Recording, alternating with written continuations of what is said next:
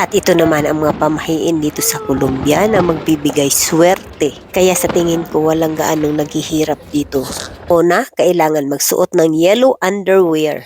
At pagdating ng 12 midnight sa bagong taon, kumuha ng bag at tumakbo, ikutin ang buong kapitbahay at para swertehin at magkaroon ka ng chance na mag-travel around the world. Na nakikita natin dito, ito ang ginagawa nila dito sa Colombia.